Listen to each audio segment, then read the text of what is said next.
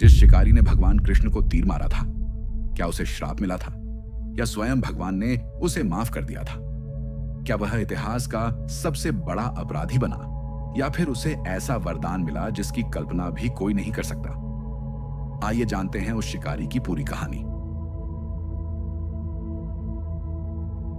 महाभारत का युद्ध समाप्त हो चुका था, धर्म की स्थापना हो चुकी थी, लेकिन पृथ्वी पर भगवान श्री कृष्ण का कार्य भी अब पूरा होने वाला था। समय आ गया था कि वे अपने दिव्य धाम लौट जाएं। इसी बीच यादव वंश में अहंकार और आपसी कलह बढ़ने लगी। एक आर्षि के श्राप के कारण यादवों का विनाश निश्चित हो चुका था। प्रभास क्षेत्र में आपसी संघर्ष इतना बढ़ा कि शक्तिशाली यादव वीर एक दूसरे के हाथों ही मारे गए। ये सब देखकर भगवान श्री कृष्ण समझ गए कि पृथ्वी पर उनकी लीला समाप्त होने का समय आ गया है। सब कुछ छोड़कर वे प्रभास के घने वन में चले गए। वहां एक विशाल पीपल के वृक्ष के नीचे शांत भाव से बैठ गए। उन्होंने अपना दाहिना पैर आगे बढ़ाया और गहरे ध्यान में लीन हो गए। दूर से उनका लाल कमल जैसा चरण हिरण के मुख की तरह दिखाई दे रहा था। उसी वन में एक शिकारी घूम रहा था जिसका नाम था जरा। वह वर्षों से शिकार करके अपना जीवन चलाता था। उस दिन भी वह किसी हिरण की तलाश में जंगल में भटक रहा था। अचानक उसकी नजर दूर चमकती हुई एक आकृति पर पड़ी। उसे लगा कि किसी हिरण का सिर झाड़ियों के बीच दिखाई दे रहा है। बिना देर किए उसने अपने धनुष पर बाण चढ़ाया और पूरी ताकत से तीर चला दिया। अगले ही क्षण तीर सीधा जाकर भगवान श्री कृष्ण के चरण में लगा। जैसे ही जरा पास पहुंचा, उसके पैरों तले जमीन खिसक गई। सामने कोई साधारण मनुष्य नहीं, बल्कि स्वयं भगवान श्री कृष्ण बैठे थे। उनके चरणों से रक्त बह रहा था, लेकिन उनके चेहरे पर अद्भुत शांति और मुस्कान थी। यह दृश्य देखकर जरा कांपने लगा। उसका धनुष हाथ से छूट गया। वह रोते हुए भगवान के चरणों में गिर पड़ा और बोला, प्रभु, मुझसे बहुत बड़ा अपराध हो गया। मैंने आपको हिरण समझ लिया। मुझे कठोर से कठोर दंड दीजिए, लेकिन मुझे इस पाप के साथ मत छोड़िए। भगवान श्री कृष्ण ने प्रेम से उसकी ओर देखा। उनके चेहरे पर न क्रोध था, न पीड़ा, न ही किसी प्रकार का आरोप। उन्होंने शांत स्वर में कहा, जरा उठो। यह सब तुम्हारी इच्छा से नहीं हुआ। जो होना निश्चित था वही हुआ है। तुम केवल उस नियति का माध्यम बने हो जिसे समय ने पहले ही लिख दिया था। लेकिन जरा की आंखों से आंसू रुकने का नाम नहीं ले रहे थे। वह बार बार क्षमा मांगता रहा।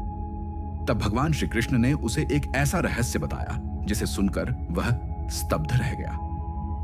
भगवान बोले, त्रेता युग में जब मैं भगवान श्री राम के रूप में अवतरित हुआ था, तब मैंने वानर राज वाली का वध एक वृक्ष की ओट से किया था।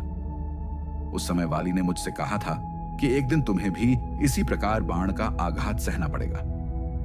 वही वाली इस जन्म में तुम बने हो। आज जो कुछ हुआ है वह उसी कर्म का परिणाम है। न तुम दोषी हो, न मैं पीड़ित हूं। यह केवल समय के चक्र का पूर्ण होना है।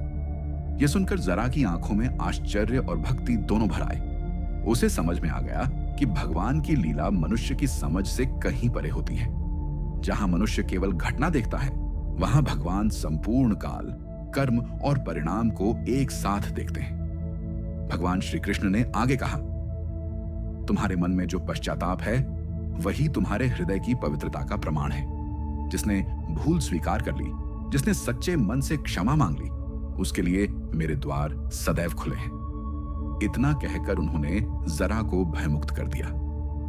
कई पुराणों में वर्णन मिलता है कि भगवान ने उसे दिव्य लोक की प्राप्ति का आशीर्वाद दिया। उसे किसी प्रकार का श्राप नहीं मिला। उल्टा भगवान की कृपा से उसका जीवन सफल हो गया। जिस व्यक्ति को संसार सबसे बड़ा अपराधी समझ सकता था, उसी पर भगवान की सबसे बड़ी करुणा बरसी। कुछ समय बाद भगवान श्री कृष्ण ने योग बल से अपना दिव्य स्वरूप प्रकट किया। देवताओं ने आकाश से पुष्प वर्षा की। वातावरण दिव्य प्रकाश से भर गया। भगवान अपने परम धाम वैकुंठ के लिए प्रस्थान कर गए। उनके पृथ्वी से विदा होते ही द्वापर युग का अंत और कलयुग का आरंभ माना गया। जरा लंबे समय तक उसी स्थान पर बैठा रहा। उसकी आंखों में आंसू थे, लेकिन अब वे पछतावे के नहीं, बल्कि भगवान की असीम कृपा के थे। उसने जीवन भर उस घटना को ईश्वर की इच्छा मानकर स्मरण किया और भगवान के नाम का जप करते हुए अपना शेष जीवन बिताया। इस कथा का सबसे बड़ा संदेश यही है कि भगवान केवल कर्म नहीं देखते, वे मनुष्य का भाव भी देखते हैं। यदि गलती अज्ञान में हुई हो और हृदय सच्चे पश्चाताप से भर जाए तो भगवान दंड देने से पहले क्षमा करना चुनते हैं। जरा शिकारी इसका सबसे बड़ा उदाहरण है। इसलिए अगली बार जब कोई पूछे कि जिस शिकारी ने भगवान कृष्ण को तीर मारा था उसका क्या हुआ, तो उत्तर यही है, उसे श्राप नहीं मिला। भगवान श्री कृष्ण ने उसे क्षमा किया, उसके अपराध को नियति का हिस्सा बताया और अंततः अपनी कृपा से उसे दिव्य गति प्रदान की। यही भगवान की करुणा है, यही उनकी लीला है और यही सनातन धर्म का अमर संदेश है।